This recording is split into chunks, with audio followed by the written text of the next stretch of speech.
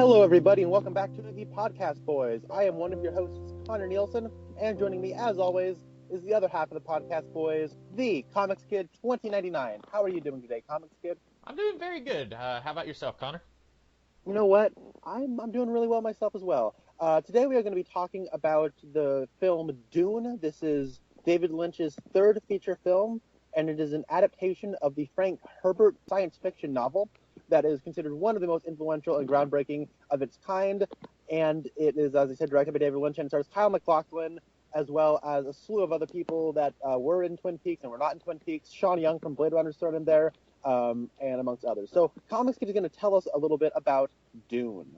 All right, so as Connor said, this is based on the Frank Herbert science fiction novel. I think it was written in 65, or it was published in 65. So the basic plot is that you have this imperial pecking order. You've got the Emperor of the Universe, and then he has a daughter, and he's in charge of everything. But in this movie, he also answers to this giant floating in a jar of water fish brain, and it tells him that he needs to take care of the Atreides family, and so he orders the Atreides clan to go to the planet Arrakis, which is this giant desert world that is very influential on Tatooine from Star Wars, and so, or in the novel influenced Star Wars, but this movie came after Star Wars. But so the Atreides clan, they go to Arrakis, and immediately bad stuff starts happening. Spoilers for the rest of the movie. Duke Leto, the patriarch of the family, he gets killed, and then Paul, played by a young Kyle MacLachlan, he and his mother, they go off and hide in the desert, and then they ally themselves with a group of desert warriors called the Fremen, and then Paul has to shape himself into this ultimate warrior messiah called the Quidditch Haderach. I'm sorry, I know I'm butchering that. And then eventually he has to get revenge on the people who wronged his family. And that's the basic gist of it. There's a whole lot more involved. There's a whole lot of internal politics. There's lots of families and backstabbing and different political agendas. This was very influential on the Star Wars movies. Lots of political stuff that was influential on the prequels, for better or for worse, and then lots of more superfluous things that are more influential on just the surface elements of Star Wars. Like a desert planet is kind of like Tatooine, and Luke Skywalker talks about how his father was a navigator on a spice freighter, and that sounds like something that would exist in the world of Dune. There's a whole lot of Star Wars-y elements that you'll notice in the Dune novel, and then obviously that pops up here because this is an adaptation of that novel. Connor, what did you think of this movie? And I guess we should point out, we briefly mentioned this when we were talking about Naughty Racerhead, Planet Terror last week. Connor has read the first 2 or 3 pages of this. I think he told me that last time. And then I have read the novel, but it's been probably over 5 years. And I have seen this movie once before, but it's been about 3 years. So Connor and I suspect, had some very different experiences with this movie. Connor, what did you think? Arrakis, Dune, desert planets. I didn't read much, but I read that much. I would say this movie made me feel like I was 8 years old. Okay. And more better than worse, I really like this movie. Now, it is a bona fide mess and a something of a disaster on a pacing and editing level. But you know what? I haven't felt this way watching a movie in a really long time. I felt like I was watching one of the original Godzilla movies, where that's high praise coming from you. Which, yes, not quite on the level of Godzilla vs. Monster Zero, but I would say it is. I enjoyed it about as much as I liked something like Mothra vs. Godzilla or Ghidorah the Three-Headed Monster. So this movie is a mess. There's no real way around it. However, the way it feels like those early Godzilla movies, and I guess some people feel this way about Power Rangers. I never watched Power Rangers, but there's a lot of holes in this movie, especially in the second half, that you sort of have to fill in, but you're happy to fill in with your imagination because you're having too much fun. And I think this captures that original Star Wars feeling of recreating a 1950s film serial with a big budget better than any other thing I've seen since that original Star Wars. You know that part where Luke takes the rope, swings it around the thing, grabs Leia, and they swing across the bridge, or the little ditch in the Death Star? This felt like a 2-hour movie of that kind of spirit. How did you feel about this movie, Comics Kid? Well, like I said, I've read the book. It's been a long time, but I have read it. And so for me, when I was watching this the first time, and it's been at least 3 years, probably four, closer to four, when I watched it then, my big problem with it was it felt like they were trying to do the entire plot of the book, and so they were just kind of hitting all the high points, but they weren't really able to just dig in and capture the spirit, if that makes any sense. Because the thing is, this is a really long novel. When you take out all the appendices in that first novel, it's like 450 pages long. It's a really long book. And it's got a pretty detailed plot that follows Paul. He starts off, he's like 15 years old at the beginning of the book. And then by the end of the book, he's like 18 or 19. Like, it spans a few different years. And I feel like this movie tries to hit all of those plot points, but it doesn't really accomplish that because it's trying to do everything in the span of 2 hours. I was reading about this movie, and David Lynch originally, I think it was going to be, his script originally called for this to be about a 3 hour movie, and when they had filmed everything that they filmed, it ended up being like 4 hours of material, and then they had to condense it down to just a little over 2 hours. And apparently there's like 3 different cuts of this movie. I don't know how long the version you watched was. The one I watched was just a little over 2 hours, like 2 hours and 15 minutes long. But there's like 2 other cuts that are both a little bit longer than this one. One of them was like a TV version that was split off into 2 parts. But I think if this movie had been made today in a post Game of Thrones world, they would have just done this as an ongoing TV series, and I think it would have worked a lot better. Because the thing is, those Game of Thrones books, those are also insanely long, and George R.R. Martin refused to let his books be made into movies because they would have to cut out so much of the plot to make it be under 2 hours. Because no one wants to sit down for a 4 hour movie. And so they're going to have to make some cuts, and they're going to have to make it palatable for a mass audience. So they're going to make it be about 2 hours long. And so nowadays, you can take a really long novel like that and you can just do it as a TV show. But this was in 1984, and they weren't really prepared to do that. And I don't think that audiences would have been prepared for a TV show like this. And they certainly, Hollywood would not have been prepared to fork over the kind of budget that would have been needed to make this a TV show. And even just making it a 2 hour movie, this had like a $40 million budget, and they made like a little less than half of that total.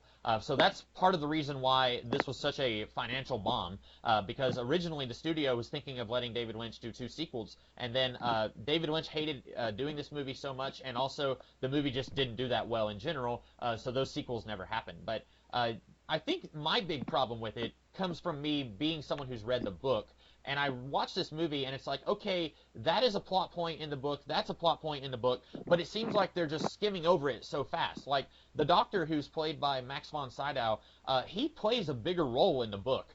He feels more important in the book, but here, he introduces himself to them, and then a big disaster happens, and then we hear his internal thoughts where he says, oh, I like this guy. And then, before we know it, he's being killed off by the bad guys. And in the book, he feels more essential to everything that's going on. But this movie, because it has to cram everything into a 2 hour span, it kind of just skips over that. And it does that with a lot of characters. Everett McGill, he plays, I can't remember his name, but the leader of the Fremen, and he's barely in this movie, but in the book, he's kind of an important character. He's important in the life of Paul after they join the Fremen. He's sort of a surrogate father figure to him in the book after Paul's father dies, but here, he has a few lines of dialogue, but if you've never seen Twin Peaks, you would be forgiven for not even knowing who this guy is. See, I took him as a bigger part than I think you did. Maybe it's because he's even such a bigger part in the book. Okay, yeah, and I think that's probably what it is. Like, if you haven't read the book, then you wouldn't see him as being truncated as much as I feel like he is. One thing, and I should probably let you know, I really want to hear you talk about this movie because I'm fascinated on what you would think. Because just watching this movie, I thought you would love this movie in spite of yourself. Uh-huh. I thought that would be your reaction of, I love this movie. I mean, it's not very good and it's very different from the book, but I loved it. I'm not a betting man because I'm always wrong. However, one thing that I knew about this movie going in was that David Lynch was not happy with the end result, and that this was a big budget Hollywood movie. And because of that, I thought that a lot of Lynch wouldn't be in this movie. as a result of it kind of being gutted by the studio, and how it was a big disaster, no one liked it, and how honestly throughout my whole life, Dune has been a joke Hmm. more than anything. And going back to watch this movie, I'm amazed how much Lynch is in this movie. There are a lot of ideas that I think I haven't seen The Elephant Man, but this is his third feature. The first one was Eraserhead, the second one was The Elephant Man, and then the third one was Dune. And having not seen Elephant Man, there are a lot of ideas that I see here that might be the start of stuff that he really delves into with stuff like Blue Velvet, and then out of Blue Velvet, Twin Peaks is basically just a decompressed Blue Velvet. Hmm.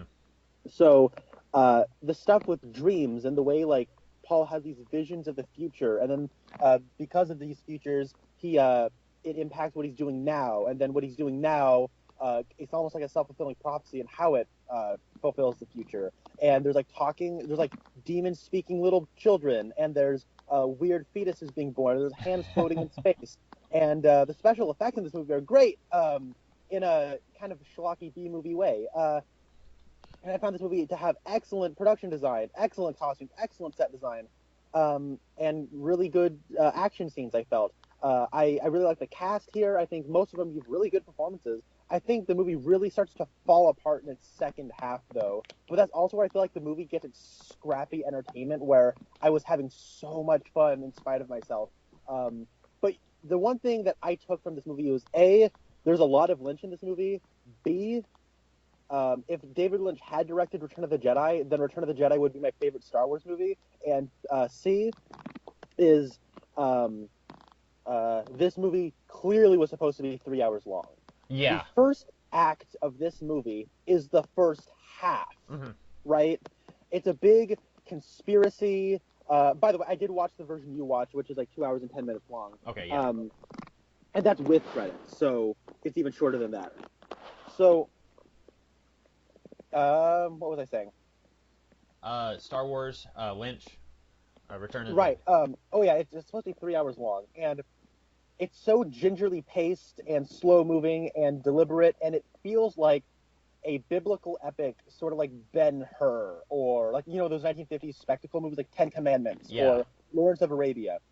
And the last half, it basically just becomes Lawrence of Arabia in space with a prophecy. But the one thing that I really enjoyed about this, and I haven't seen in really any other sci-fi movie do this as good as this movie, and I mean this unironically, it blends the sci-fi epic and the biblical epic better than any other film I've seen. Yeah. Because usually when you try to combine religious elements with science fiction elements, you get stuff like The Matrix or Avatar or other stuff like that, where the science fiction elements of those movies I really enjoy, but when you incorporate a more biblical, religious side of things, that just falls flat on its face. And maybe because I grew up in a religious family, so I kind of understand.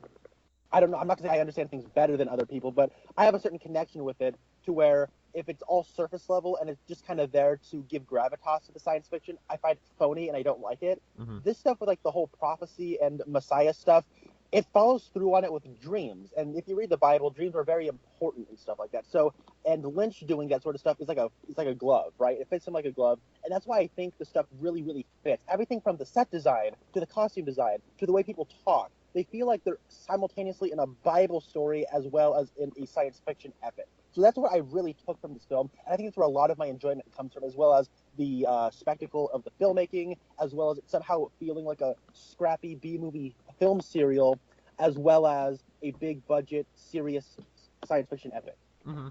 Yeah, and I think also I would be very curious if you ever did read Dune, the novel, to see what you think of it, because a lot of that is present in the book also. And I agree the pacing of this movie is probably the biggest problem I have, because I agree with you. The cast of this movie is fantastic. The costumes are really good, and the set design is really good. They used like 6 or 7 sound stages when they were making this movie. Like, it was very expensive just setting up this movie. They did a lot of it on site. They filmed quite a bit of it in Mexico, which they were thinking that would be quite a bit cheaper than filming in the U.S., but then several people making the movie got sick. they had like a crazy amount of extras working on this movie and crew working on this movie. So they definitely were trying very hard to not half-butt this thing. They really wanted to make sure that they were giving it 110%. And like they're casting some pretty big names here, even back then. Now, some of these people are big names now, but at the time, they were nobodies. Like Virginia Madsen, she's been in a few things. This was, I think, Kyle MacLachlan's first thing ever as an actor. And so, like, we get to see a lot of these people. Patrick Stewart, he had been in a few things before this, but this was before Star Trek: The Next Generation. So we And go. he was mostly a stage actor before this. Yeah, he did a lot of Shakespeare stuff before this. But it's interesting getting to see a lot of these people who we look at them now and we're like, hey, these are some really big names. And you and I, we've seen all of Twin Peaks as of now, and so we see like 5 or 6 Twin Peaks connections in this movie. But looking at this at the time, this was a starting point for a lot of careers, but also there were a lot of big names from that time period, like Sting. He's in this movie for like 5 minutes, and you know, he was a pretty big name at the time. Now, he wasn't a movie star, but he was a musician. It kind of reminds me of Chris Isaacs in Fire Walk with Me. Like, he had a musical career, and then or David Bowie from Fire Walk with Me. Like, more known as a musician, and then they come into this movie, and then they're gone before you know it. Kind of the same with Sting, although he's there at the end of the movie also. You know, when Sting was in this movie, I thought, so that's where Mark Webb got the idea for the Green Goblin design in Amazing Spider-Man. I get No, this is something David Lynch really likes to do. I think his way of thinking, and I have not seen an interview, so I could be wrong on this. My thinking is he's really into music. I know that for sure. But his way of thinking is these musicians have to get on a stage and put on a performance every day when they're on tour, or every other day. So when they get up there, they need to have a presence and they need to have personality to be like popular and to have a following. So if you put them in a movie, they could make that transition better than something like a basketball player who does have to give a performance, but it's like an athletic, honest performance as opposed to like a stage persona per se. Right. And I think, you know, the same sort of thing with wrestling, maybe to a lesser degree, like The Rock, Dwayne Johnson, has become a movie star coming out of being a wrestler. So that's my way of thinking of why he likes to collaborate with actors. And looking at the cast for the Twin Peaks Season 3 over again, Trent Reznor's in that cast, Trent Reznor's wife is in that cast.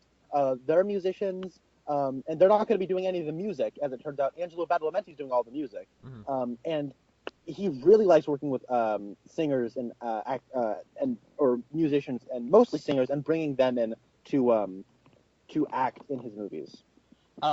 Speaking of Twin Peaks, let's talk about all of the Twin Peaks connections here. So there's obviously David Lynch, who is the co-creator of Twin Peaks. He's the director of this movie. Kyle MacLachlan, who played Agent Dale Cooper, he plays Paul in this movie. And apparently, what's his face? Oh man, his name escaped my tongue, but he was in Parks and Recreation. He was in The Stand. I cannot remember his name right now, but I'll remember it later after we're done recording. He apparently was considered to play Paul, and if he had said yes, then I don't know if we ever would have gotten the rest of David Lynch's career, or if we had, it would have been very different, because Kyle MacLachlan, like you said, he was in Blue Velvet, he was in Twin Peaks, and if we had had anyone else playing Paul Atreides, I don't know if those other Lynch projects would have been the same. But then we also have Everett McGill, who played the leader of the Fremen. We have Jack Nance in a non-speaking role. Did you notice him? He had 2 lines. Oh, but did I he? know. All right. Okay. Yeah, he said, I think one of those is, "You wanted me, sir?" And I think the other line is, "Okay." Okay, so it's about like Darth Maul in The Phantom Menace, then. Yeah. And then Except he has much more personality than Darth Maul. Then we have Jorgen Prochnow, who played the Duke. He was a woodsman in Fire Walk with Me. Oh, really? And did you know that Jose Ferrer, Miguel Ferrer's father, Yes. plays, I think, the Emperor of the Universe? Yes, I found that out today. When I first watched this movie, I did not know that he was related to Miguel Ferrer. And I was reading up on this movie today, and I saw that, and I was very surprised by that. But this Jorgen guy, getting back to him real quick, he was in a Robin Hood movie with Uma Thurman, which was around this time or a little after this, I guess. But he is virtually unrecognizable here. Like, if you look at him here, he's got like a full head of hair and a big beard, and then in that Robin Hood movie, he looks a good 10 years older. Like, it's crazy how different he looks. But also, the little girl who plays Paul's sister, she later played Donna's sister in Twin Peaks. She was the one who played the piano and had the ginger hair. That's right. I remember you saying it, so I was looking out for a little girl, and then I forgot about it, and then she showed up and started talking like this, and I was like, oh, that must be her. Yeah, that was her, and like she's like 3 years old in this movie. Like she's crazy young, and I mean she's had a career after Twin Peaks and after this. Like she was in this rom-com movie with Sandra Bullock called 2 Weeks Notice, where she played kind of the romantic rival. Like she's been in quite a few things. I think she was in the TV show Justified, where I mean I'm kind of surprised that her earliest role was in this movie, and she's like a little baby basically. Like she is a very very young child here. She is. Sean Young, as I said, from Blade Runner is in this movie. She has no connection to Twin Peaks. But one thing that is interesting is that the company that made Blade Runner, or at least financed Blade Runner, is also the company that produced this movie. It is like the De Laurentiis company. Mm-hmm. And this was, I think this might have been one of their last movies because Blade Runner lost money and this movie lost money. But what happened was this movie is trying to be made for a long time. The production history is fascinating because they tried making this movie as far back, like going into the 70s. After Ridley Scott made Alien, he was tapped to make this movie, and then his brother had died. Not Tony Scott, the one who had committed suicide a few years ago, like back in 2010 or something, or 2011, but his older brother, who was like a military man, had died. And so this really caught Ridley Scott by surprise. So he went off to grieve, and because of that, he lost his spot to direct this movie. And because he didn't direct Dune, he ended up getting tapped to direct Blade Runner, and that's like I think Sean Young's first film. So because of that, I think the people who made this movie were also kind of looking at making Dune, and they got David Lynch and picked him up. And Dune was, of course, made 2 years later. After Blade Runner. So I think they grabbed Sean Young and then brought it into this movie. So it's just an interesting relationship of like David Lynch and Ridley Scott kind of having the same kind of creative influences and wanting to make the same kind of movies at the same time, just so happening with the same company. I think that's interesting. Yeah, they were actually even earlier than Alien. There was a guy named I know I'm gonna butcher his last name, Jodorowsky. Jodorowsky, yeah. Yeah. He was trying to do Dune in the early '70s, I think, and he was going to have Salvador Dali in it. Orson Welles was going to be in it.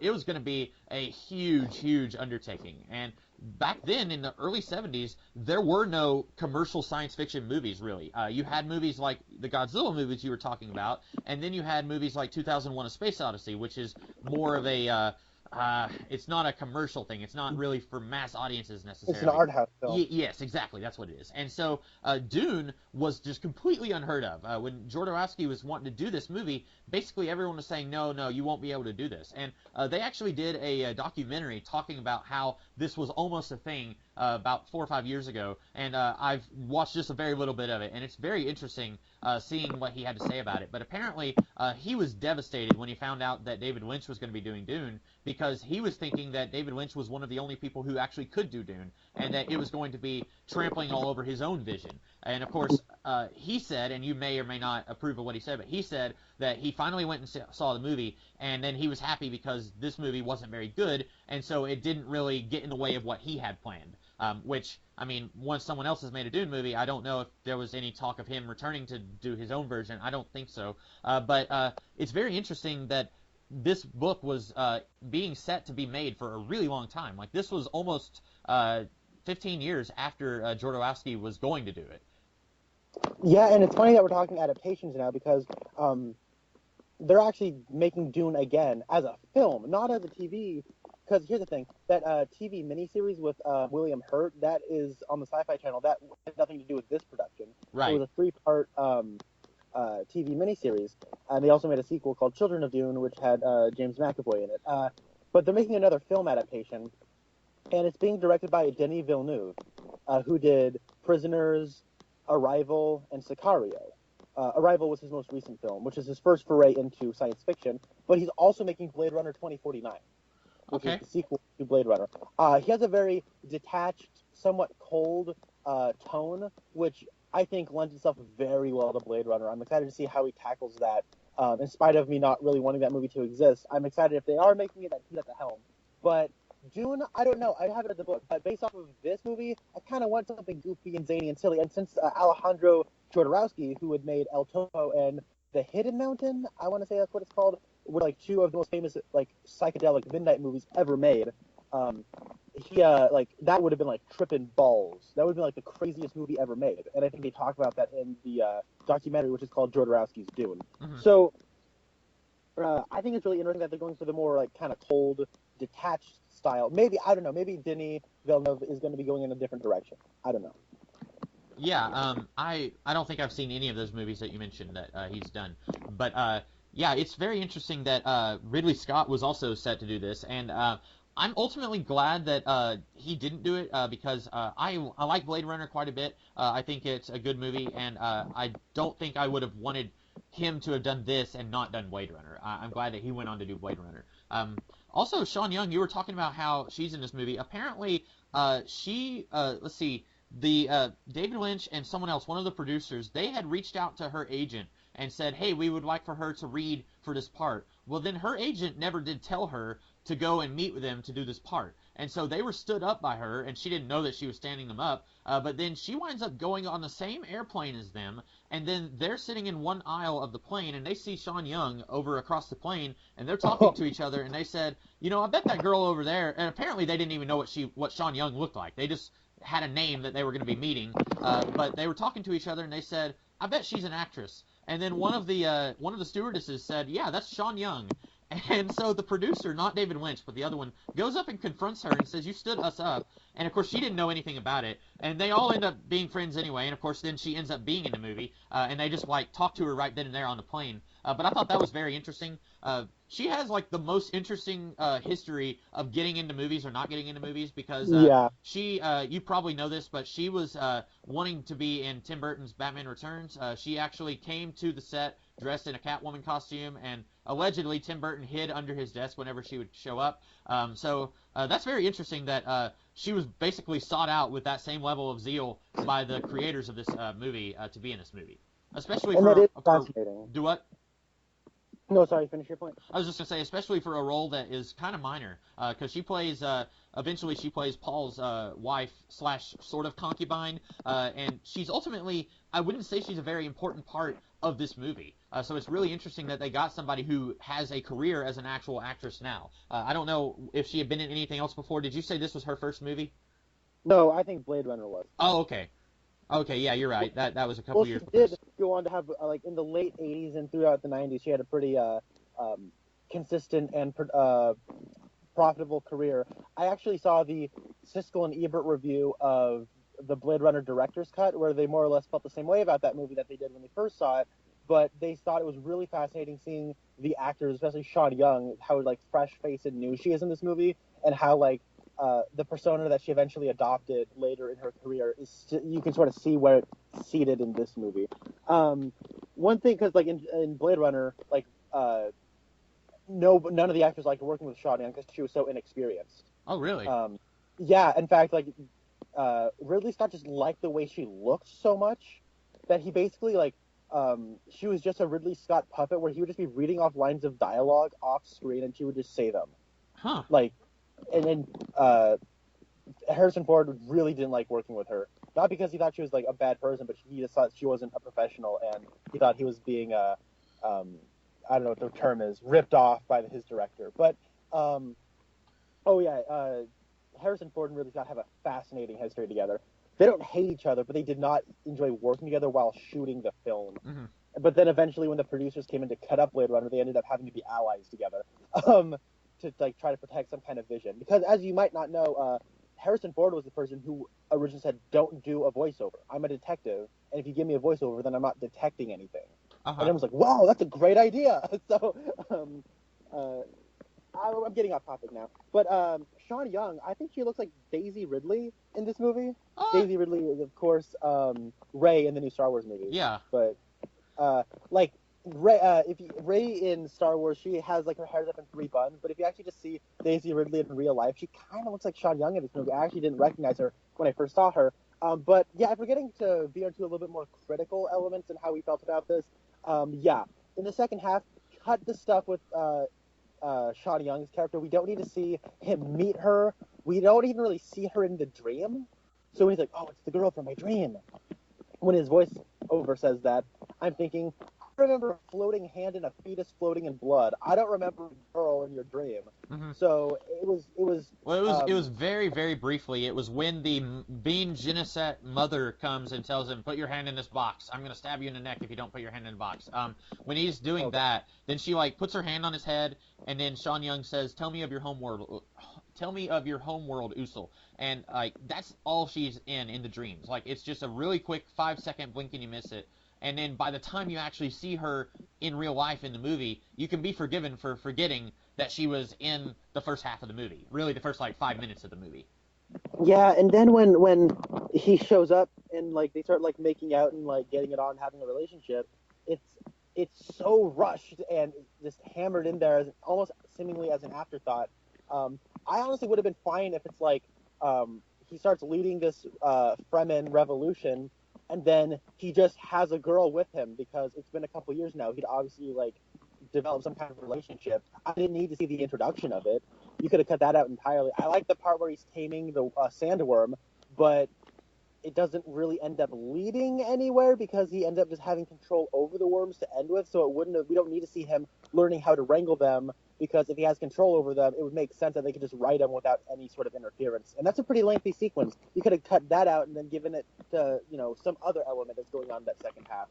That's kind of like I agree with a lot of what you're saying. I think that if they had made this like a ongoing series, or at least a mini series, do something where we get to see the slow rise and fall, or rather fall and rise of Paul, where he goes from being top of the world, cock of the walk, and then he's basically on the run, and everyone thinks that he's dead for 2 or 3 years, and then he has to kind of rise in the ranks of the Fremen. If we got to see an ongoing series of that over several hours, kind of like Game of Thrones again, where they've spent like 80 episodes showing these characters go from one point to a very different point, and that's not a show that I watch, although I'm roughly familiar with the plot. If they did something kind of like that, then I think the role of Channy would have been more important. That's the role played by Sean Young.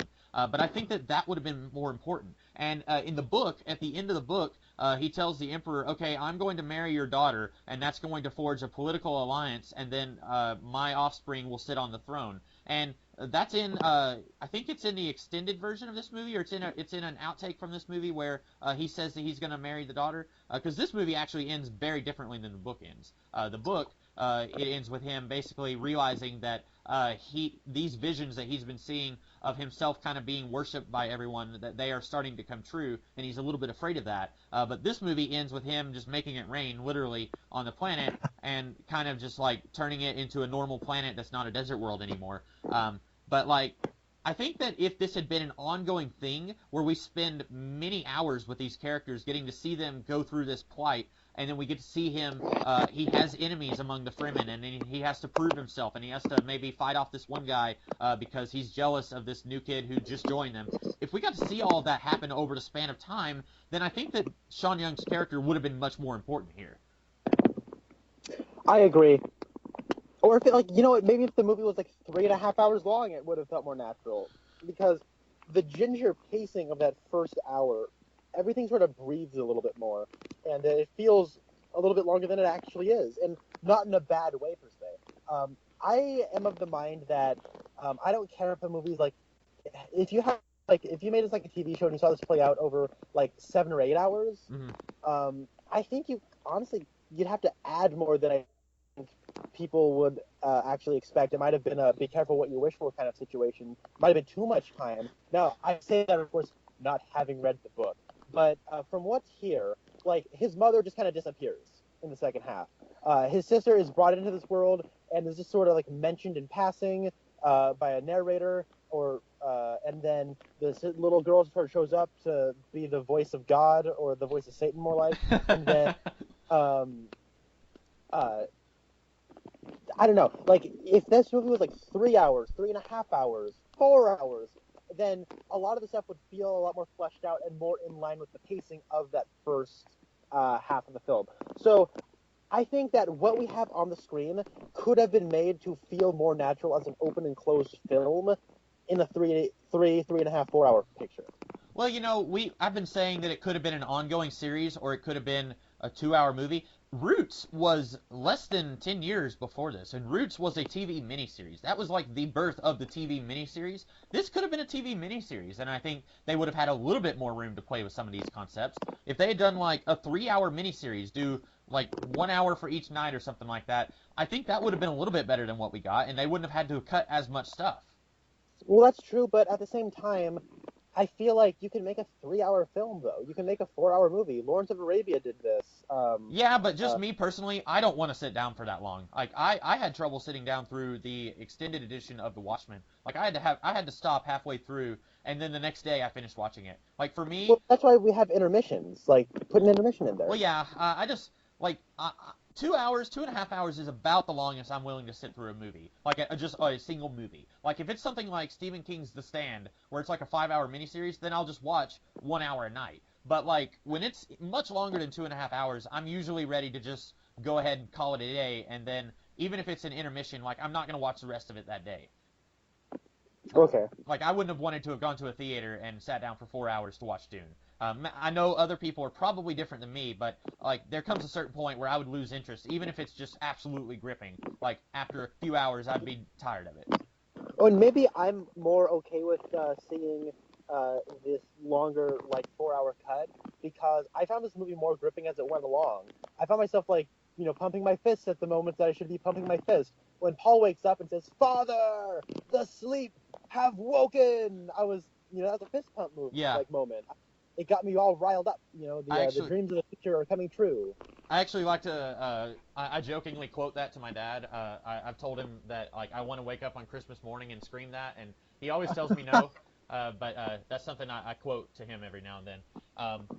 Also, completely unrelated to anything, but Francesca Annis, before she shaves her head, she is stunningly beautiful in this movie. Yes, she is.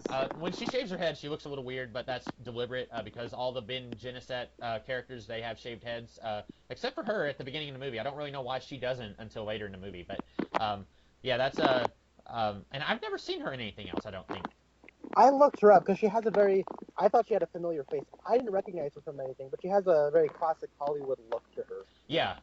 I'm looking at her right now, and I don't... Well, she was in a version of Macbeth, but I haven't seen that one. That's one of those things, I think like half the cast of this movie was in some version of Macbeth.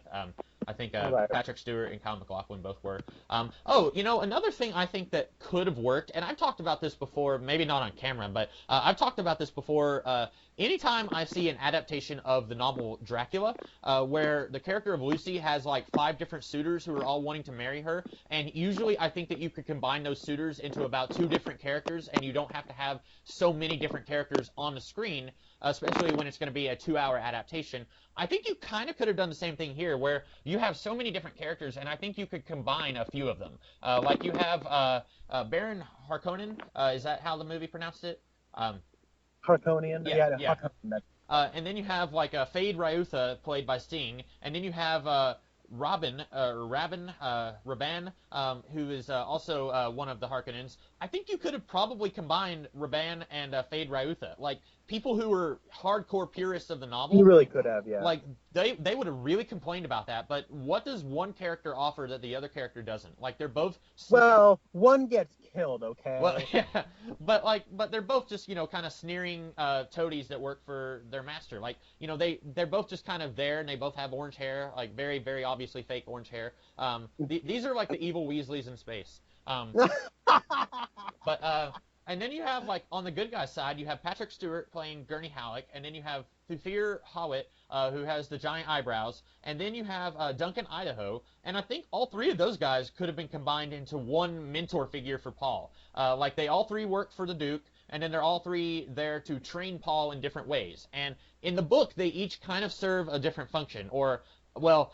Thufir serves a different function than the other 2, but like I think you could have definitely combined Gurney and Duncan Idaho. Like I don't really think that either of them necessarily serves a specific purpose in this movie.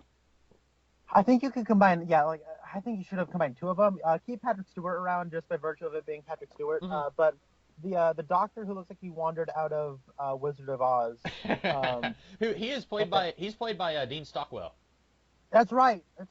I looked him up because I thought he looked familiar. I didn't really recognize him from anything, but I think for me, I know this is true for myself, and I'm sure it's true for a lot of other people. His career begins with Quantum Leap, where he was like a good 10 or 15 years older than he is here. And so it's so weird seeing him in something from the 70s or early 80s where he looks significantly younger. I look at him and I just think, oh, he voiced a character in The Simpsons. I don't know what it is. Yeah. He was actually doing stuff in the early 40s. He was a child actor, which I did not know that. I was listening to the commentary on Batman Beyond: Return of the Joker, and he voices Tim Drake in that movie. And in the commentary, they said that he was doing stuff in the 40s, and I was very surprised to hear that. And I haven't seen anything from that time period that he was in, but I know that he's in an episode of the Twilight Zone, like the original series Twilight Zone. It's in an episode I haven't seen, but he plays a soldier, and he looks like he's got those big eyes. Mm-hmm. I'm curious of what his heritage is because he has very big, expressive eyes, and like I'm of course like his placement. I think he almost looks like Asian, but he has very his other features just kind of look more European. So I don't know what it is. He sort of looks like an alien. I don't know. Like he has a pretty large forehead, Mm-hmm. and his eyes are placed a little bit higher than the usual person. So when he has a massive forehead with a big like diamond on it in this movie, It's almost like Mr. Sinister with that diamond on his head. Yeah, Dean Stockwell for Mr. Sinister. I don't know if he's still alive, but he is. Yeah, he was born in he's 81. So he's up there. He was born in 36. Wow. Do you think? Okay, so Dr. Yue, he was a traitor working with the villains of the movie. Were you surprised at that reveal? Yeah. So I was trying to guess who it was. Now the guy with the massive eyebrows. Well, there's bad guys with massive eyebrows, so it might have been him.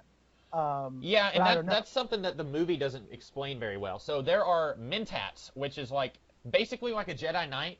They have like computer brains, and there are versions of these guys all over the place. Like some of them work for the Atreides clan, some of them work for the Harkonians, some of them probably work for the Emperor. They're basically male versions of the Bene Gesserit witches. There's a brotherhood of mentats, and they go to training, and they go to a school to train themselves. And in the book, it goes into this a little bit where, and in the book, they don't have giant eyebrows like that. That was just a weird thing that David Lynch added. But in the book, Thufir tells Paul that he has mentat capabilities, and that he could hone those if he wanted to, but he doesn't have time because he's also royalty and he has to tend to his royal duties. But so that's why you see the guy working for the Harkonians who's in Lord of the Rings, and then there's also the one who's working with the Atreides clan. Yeah. Yeah, it's Brad Dourif. Oh, That's yeah. right. He's so gross and slimy, and then it said it's Brad Dourif, and I'm like, of course it is. Yeah. So when it comes to that like guessing game of who is it, yeah, the one guy with the massive eyebrows. I saw the other guy with the massive eyebrows. I'm like, ooh, he might be one of the bad guys. I thought he might have used to work with the bad guys, and now he's working with the good guys. They don't really explain that, but that was just where my mind went. I like maybe it's Patrick Stewart because he's always like he's always being close to the Duke, and he never wants anyone to get close to him. I'm like, maybe it's him.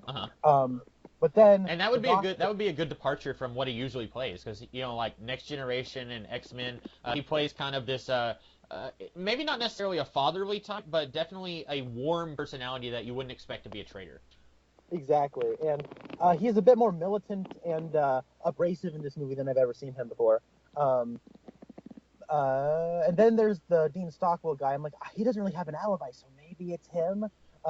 But then, or like he seems too nice, too perfect, so maybe it's him. And then there's that part where he has like a message inside of a dead body. I'm like, okay, it's him. But I also found that the drama surrounding why he decided to be a traitor to be rather compelling. Yeah. And I found that whole like guessing game of like there's a traitor in the midst who's gonna stab the Duke in the back, because I mean from the second scene it's pretty obvious the Duke is gonna die. It's just like a waiting game. And I think that's the point. It's like this prophecy that that Paul doesn't want to happen, but it has to happen. So it's almost like trying to fight fate. I like that quite a bit, and that's really where the movie picked up for me. Where after they rescue all the people, after they rescue David Lynch from the spice mine, and they bring him back to that palace with the shield around it. It almost becomes like an Agatha Christie style, like someone's gonna die in this room type in a castle, and that's where the movie really started to pick up for me, and I found it more compelling and interesting. And then, so when Dean Stockwell is hamming it up and giving his great like over the top, my wife, you killed her sort of stuff, I found that a lot of fun. And then when like the father like in the close up of mouths, like the two. That's one thing like, in David Lynch movies. There's a lot of like close ups of mouths. Uh-huh. There's like the little man from another place like eating creamed corn really slowly and Fire Walk with Me. There's I had almost gotten that one out of my head, Connor. Thanks. So, anyways, he says the tooth, and then he like and I love the part where the villain who was like floating around, the floating fat man, he doesn't get killed, but Brad Dourif gets killed by the broken tooth and all that stuff. I found that all really good.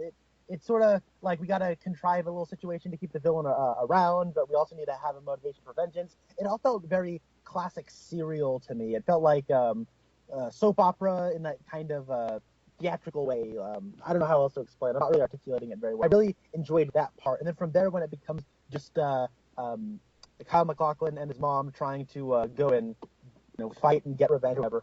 I was actually thinking, okay, when this movie gets to the halfway point, I'm gonna have to take a nap because I'm getting really sleepy. But then when we got to that point and the movie really started to pick up in the second half, I was like, you know what? I don't need to sleep. I can ride this thing out. Yeah. And I think getting back to Dr. Yue being a traitor, in the book, it's so weird seeing it done this way, where it's trying to, like, string you along. Like, when the Baron mentions there's a traitor, Sting says, "Who is it?" He says, "I'm not going to tell you." And I'm thinking, why? He's your nephew or your son or whatever. Like, why wouldn't you tell him? Like, he's clearly not a spy working for the other people, and it's just there to keep the audience on the edge of their seat. But in the book, it tells you straight up out the door that Dr. Yue is a traitor, because in the book, they do this weird thing where, and in the movie, at the beginning of the movie, the Emperor's daughter is kind of giving you a little bit of backstory, saying, "My father rules the galaxy, and the spice must flow, and the spice controls the universe, and it's only found on this planet Arrakis."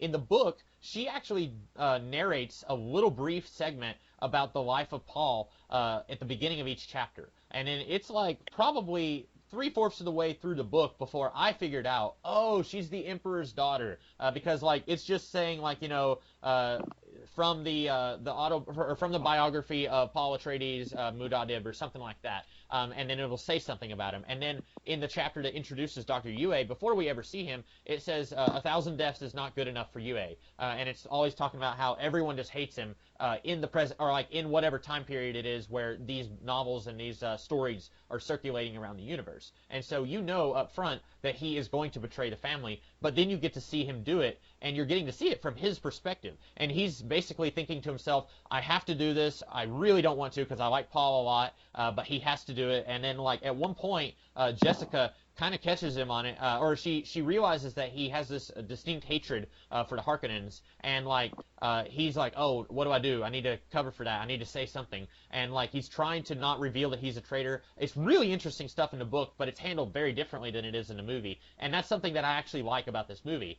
They changed it. I liked it in the book, but I also like the way they did it in the movie, because here they're playing it as a little bit more of a mystery. Like you don't know who you can trust. Exactly. And that's just kind of stuff that personally it plays to my sensibilities, and really this whole film does.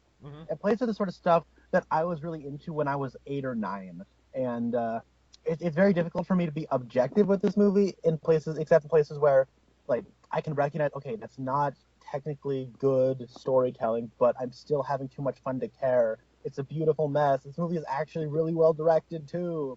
I want to quickly touch on the special effects. Okay, yeah. Because I think this movie on a special effect level is much better than Return of the Jedi. Like in the Tatooine sequence where Jabba is going to feed Han and Luke and Chewbacca to the pit of Sarlacc. The chroma key is terrible. I know it's rudimentary technology at that point, but you can see the green shading on everyone. You can see massive green lines around everybody. It doesn't hold up well. As much as you want to like plug your ears and go, no, it looks fine for the time, it doesn't. This movie is only a year later, but while you can definitely tell Kyle MacLachlan or other people's heads are cropped, you can't really see green shadows all that much. I can only think of like one shot where you can.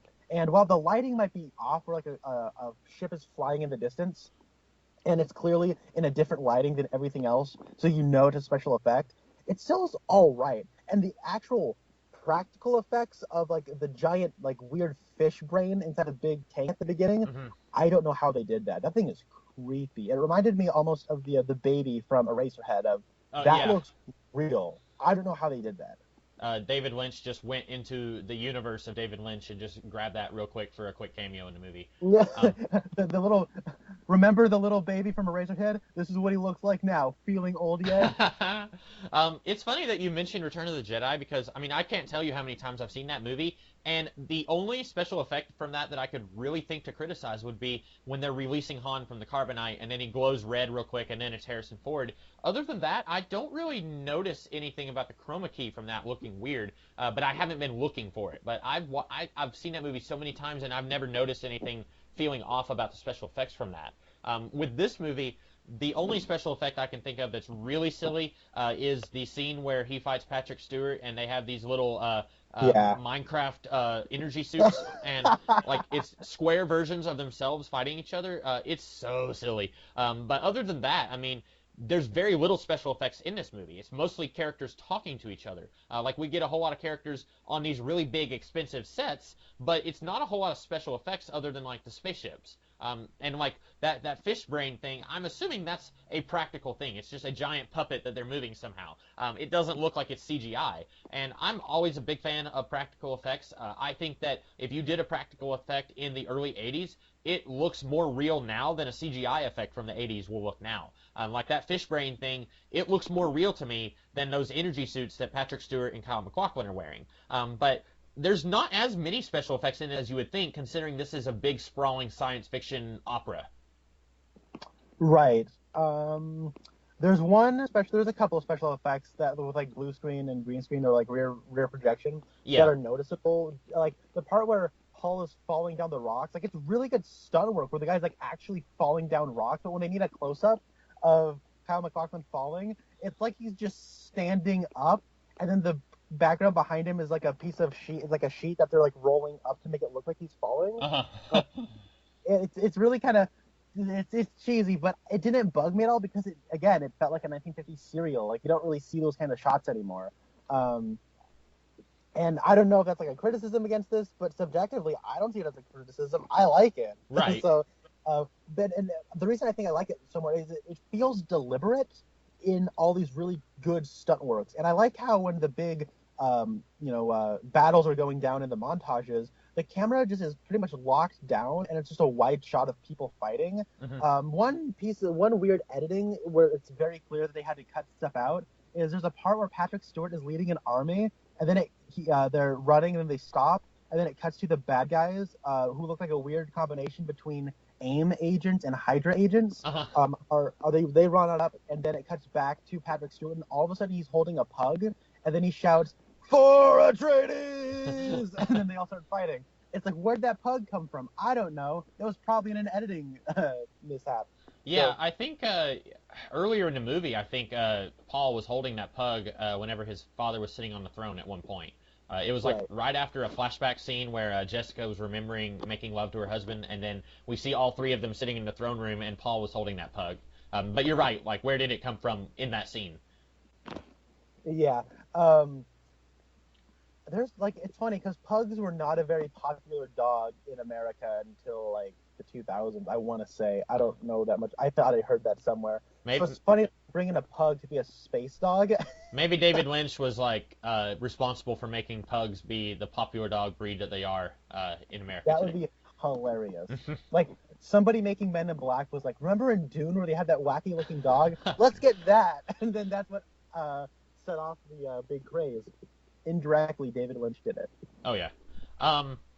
You were talking about chroma key in Return of the Jedi. I think one thing I could criticize about this, trying to make everyone's eyes that weird dark shade of purple whenever they're on Arrakis after they've been consuming the spice for a while. I think that was a little bit weird, but again, it's a product of its time. It's hard to criticize special effects from before I was born. They're doing the best they can, but you know what I'm talking about? Like when they're on Arrakis and all of them have purple eyes. That was a little strange, but it's not something I would make a big deal out of. So I'll agree. And it reminded, again, that kind of special effect reminded me of an early Godzilla movie where like the bad guys would have glowing eyes or something. Mm-hmm. I don't know. It didn't bug me, but I'd understand if it didn't really work for others. It just feels like an outdated special effect. One thing though that I wish would have been a cool fist pump moment, and I think it might have been at one point before the editing started chopping things out, but when Paul gets those blue eyes, that should be a big reveal, right? Mm-hmm. Now there's like this leader, and then there'll be like this low shot of him stepping into frame, and he has these blue eyes, and the music goes BOOM! So I wish that would have been there. As it is, just in a montage, he has binoculars on, and then he removes the binoculars, and then you see that he has blue eyes. Yeah. And that's it. One thing that I want to talk about now, I guess this could be a good transition. The music in this movie is awesome. It's really good. Toto does the musical score. I was so surprised when I saw their name on the screen. Like, I was just, what? Toto? Like, Africa? That Toto? Yeah. I was so surprised to see that. And like that was my thought exactly. Like, Toto? I thought Sting was in this movie. Why didn't you get the Police to do the music? But but it also said that the Prophecy theme, which I guess is the theme that plays during the opening credits, when that was playing, I thought, this music is amazing. This is epic movie music. If all I heard from this movie was just that music, I would just assume this is one of the most beloved, revered, and admired science fiction classics, because that music commands your attention, and it's great.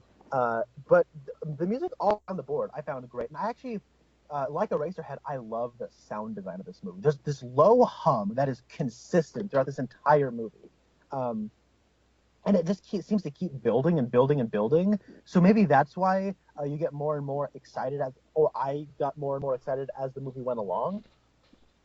Yeah. But I like that. I love the sound design of this movie. Yeah, I agree. It's really good, and I think that it might be the best part of the movie. Is that a stretch, or is that a typical like backhanded slap on something? Because I really do like the music. I'm not trying to be mean or harsh when I say that it's my favorite part of the movie.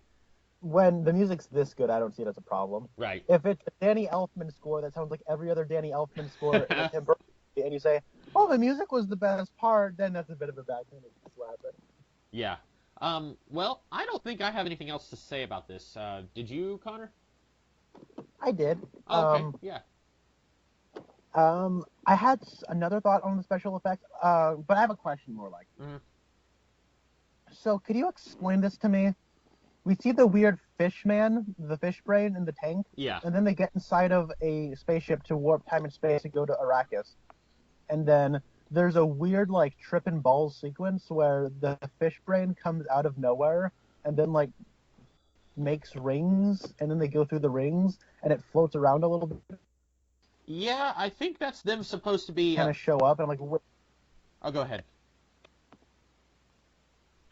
No, explain this to me. Oh, okay. I think that's supposed to be them folding space. I think the princess mentions that, where it's traveling without moving. I think that's what they're doing there. It's weird because the fish brain thing is not in the book. It's in one of the sequels that I have not read, but it's not in the first Dune book. And that's a thing that a lot of the purists really did not like, that David Lynch added that to this movie. And I have to say, you probably could have cut the fish brain thing, especially because in the book, the Emperor is a lot more sinister than he is here. Here, right off the gate, you see him basically getting down on his knees and saying, okay, I'll do whatever you guys want. And he doesn't seem like much of a threat because he's obeying somebody else. He's not doing something evil on his own terms. He's listening to orders from on high. And so he doesn't seem like the same kind of character that he was in the book, where he is this sinister force carrying out this long-term scheme against the Atreides clan. Here, he's doing that, but he's acting on orders. And so it was really weird to me that they even brought in this fish brain thing that was part of the plot of some of the later books, but it changes the way the plot of the first book was handled. And that's something that I think they could have stuck a little closer to the book, and I don't think that it would have changed this movie much, and I think it would have made the villain seem more like a threat. Yeah, couple of responses to that. Maybe he incorporated the fish brain thing because it becomes important in later movies or like later books. I think that's what he did, yeah. And in a planned trilogy, that would have come back and been more important. Which I feel bad for Lynch in that respect, because all the stuff with Cooper and Chris Isaacs and David Bowie at the beginning of Fire Walk with Me was setting up future movies, because he originally wanted to do a Twin Peaks trilogy to wrap up the stuff he wanted to do with that franchise. So because that movie was annihilated by critics and hated by audiences and a huge financial disaster, they never made a second Twin Peaks movie. So all that stuff just kind of has to sit there, and you have to sort of interpret it on its own terms in the context of that particular film without any sequels following up. Or David Lynch, it's like he wanted his own like franchise, but he never got it. Yeah, and I think that this is it's a good attempt. Of course, this is like David Lynch's least favorite movie that he's worked on. He does not like to talk about it. Like interviewers will try to ask him about this movie, and he will just give very brief answers. He does not like talking about his time on this movie. But he has said this is like what he considers to be his one failure, and he owes that to he sold out at a very early stage. He was basically trying to give the producers the movie they wanted, and I think part of it is that he was making too big of a movie, and I know you and I disagree on that. To me, I don't think you can make a 4-hour movie. Maybe back in the 60s and 50s when you were doing Lawrence of Arabia, but I know I, for one, would not want to see a movie that long, but I think that was part of the problem, was that Lynch was doing too much, and he should have started from the beginning trying to trim it down. But yeah, I think that especially once he saw the end result, he was not interested in coming back to this movie. So even if it hadn't been a financial bomb, I don't think that he would have wanted to have come back to do sequels. Right. And I'm mostly just saying that he, when making the movie and when production started, he had conceived these plans. So yeah, definitely. Through the result, he was unhappy and didn't want to come back. So, but the other thing regarding the fish veins and then the Emperor of the Universe reporting to him, I'm okay with the Emperor not being uber sinister and evil, because if he was, then the climax, or like the result where Paul calls to him, would have felt like an anticlimax, because this like crazy like fat floating man that is absolutely maniacal and chews scenery like it's cake, like he's not really the bad guy. So when we fight him, we actually have this other guy to deal with. There's only 5 minutes left in the movie, so him being a little bit more like reserved and detached from the conflict, I'm okay with, as far as just like this being a single piece, because it does lend a little bit more tension between the Harkonians and Paul. That's what I kind of liked about it. That's a good point, yeah, because really, at the end of the piece, in the book and in the movie, he doesn't really have much of a conflict with the Emperor. The Emperor's there, and he says, hey, I'm in charge now in the book, and then here, he fights the Harkonians, but he doesn't actually have any physical conflict with the Emperor, so that's a good point, yeah. Things, and I wanted one more thing that I definitely wanted to talk about. Unless I think of else. I really like Kyle MacLachlan a lot. So what I dig the most is that you look at him and you see his screen presence, and he's not a movie star. He's not necessarily a leading man. And because of that, you just see him as a character in this movie. And you see him rise from like a boy, and he sells like innocent young man very well. And his rise to becoming like a revolutionary, I found to be really inspiring, but you never lose sight of that innocence in his face, even though his eyes change and he becomes more militant and organized and mature. But I really like Kyle MacLachlan a lot in this.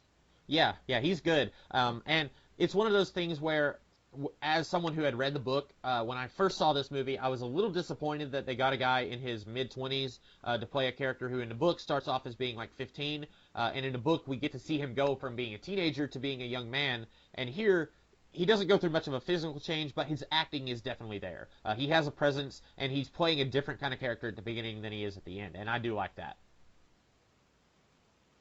I can't think of anything. Oh, yeah. I love the villains. The Harkonians are absolutely devilish, and there's absolutely nothing about them that is redeemable whatsoever. And usually, I think that's annoying. And these villains definitely run the risk of being annoying and oh my gosh, just go away. However, like the way David Lynch sells them, how they're like portrayed, I love them. And do you think it helps that they're not in the movie that much? Like, we get to see them one time before they begin their attack on the castle, and then we get to see them a little bit during the attack on the castle, and then after Paul and his mom escape, we don't really get to see them again until the climax, whenever Paul attacks and kills Sting. That's right. And that fight is really cool. I liked it. Yeah. But, like, that's something that I think if they had been in the movie much more, they would have gotten to the point where you and I would have been said, "Oh, enough is enough. Let's get back to these other characters." Yeah, they're vicious and animalistic, and how sparingly they're used. You always feel their presence, though. You always know what the threat is, and I thought they handled it very well. Yeah. Do you have any more thoughts on this movie? I don't think I do. Well, Kyle MacLachlan looks like a baby. Like, he's so young here. It's crazy. Yes. This is only like 6 years before Twin Peaks, but he looks so much older and more mature in Twin Peaks than he does here. Yeah, and I really am curious if you've seen, like, after the revival, we'll have to watch Blue Velvet because Laura Dern is in that movie, and Isabella Rossellini was originally supposed to play Josie. So we'll have to watch that after the revival. But that is like an interesting stepping stone between this movie and Twin Peaks, because in that movie it's about a guy who loses his innocence. Mm-hmm. So I don't know. Yeah. And I think that's kind of what we're getting here, just maybe in a very different way. I haven't seen Blue Velvet, but like, you know, he starts off as a little boy who has everything, and then he becomes a man who also has everything, but he had to lose so much to get to that point. Yeah. Everett McGill reminds me of Charlton Heston in this movie. Okay. I don't know what it is. He has that very commanding presence, and he's so manly that you just look at him and I want to be like you. You grow a really mean beard. Uh-huh. I kind of wish he had a beard in Twin Peaks now that I've seen that, after It seeing would have this. been cool. And he's like a mountain man in Twin Peaks, so it would have made sense, too. After I'm done filling up gas and, filling up Norma, I'm going to go chop down a tree. I was just thinking of him, like, when Nadine says, Ed, I got to make these drape runners. You go out and tame that worm. And then, By the way, the worms look great. The miniatures are really convincing. I liked the way this movie captures scale. Yeah, it's very good. Yeah, I agree. But like you, I do think they could have cut that scene down quite a bit. I'm also mostly thinking of the part where they're running away from the worm, or when the worms come to attack David Lynch at the spice mine, or when the worms are attacking the castle. Like, they always look really good. They always look to scale. Mm-hmm. Yeah, I agree with that. I don't think I had much more to say about this movie. Did you have any last thoughts? Yes. Spice. They say that word so many times in like the first 5 minutes. Uh-huh. Yeah. And that's stuff they do in the books too. A little thing to connect. When I say that there's a lot of Lynch ideas here that he'll later toy with later in Twin Peaks, there's a visual cue of the big fat Harkonian villain. When he starts flying, it looks like Leland Palmer like floating in the Red Room in Fire Walk with Me. Huh. I never really. It's really reminiscent of that. Interesting. I'd have to, if I ever go back to rewatch season 2 of Twin Peaks, I'd have to keep an eye on that because I never really thought of that when I was watching this. So I think that's all I had to say. I could honestly talk about this movie for a few more hours, to be honest. Like, there's a lot to talk about here. I really liked the acting. I liked the action. I wish it could have been longer. There's a lot of interesting production history here. But overall, I really enjoyed this movie in spite of its numerous flaws, and I will probably go back to it and continue to watch it. I wish I saw this movie when I was 8. Yeah. Well, I guess we should talk a little bit about what we'll be doing in May. Connor, I'm not sure if we will have time for another bonus episode before the revival, because I will be watching 4 different movies in theaters in May, and are you and I going to be talking about Guardians of the Galaxy Volume 2? Don't see why not. Okay, so that's next week, isn't it? Or, yeah, that's the first week of May, right? It is. Yeah, we're coming up on the final weekend of April, and then it'll be the first weekend of May. Yeah, so that'll be next week. We'll be talking about Guardians 2, probably. And then, like, there's a few movies you and I probably won't be talking about that I will be watching, but I know in May we will also be getting Aliens Covenant, which I guess I can spoil this for audiences, but we are probably going to have Rasco from Rasco's Modern Life and Geekvolution. He will be talking with us about Alien Covenant.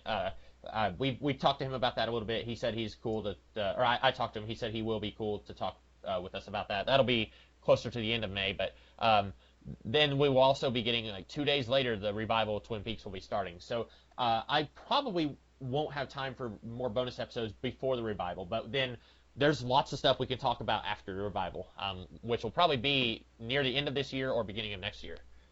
Yeah, that's true. Can I make maybe a quick proposal? You can shut this down if you'd like. Sure. Yeah. Since we have 1 weekend left before Guardians 2, can we do like a hopes, fears, anticipation for the new revival? Yeah, like as its own episode? As its own episode, like we'll have like a list of expectations, worries, hopes, what have you. Maybe look over the cast list again, before it, and then kind of talk about stuff. Because I looked this over. Faraday from Lost is in the revival. Oh, okay. I did not know he was going to be in that. Of course, I don't know that actor's name in real life. I probably saw his name on the cast list of like 200 actors, and I just didn't notice his name. Yeah, I think we can do that. That'll be we didn't talk about this. Ernie Hudson's in the revival. Oh, cool. I love Ernie Hudson. I mean, I've seen him in a few things here and there since Ghostbusters, but I really like him. I think he's got a lot of presence, and I really wish he had been more of a presence in Hollywood after Ghostbusters 1 and 2. Right. Yeah. So you were saying something? No, I think that's a good idea. That we try to do that. We can try to do that before Guardians 2, maybe.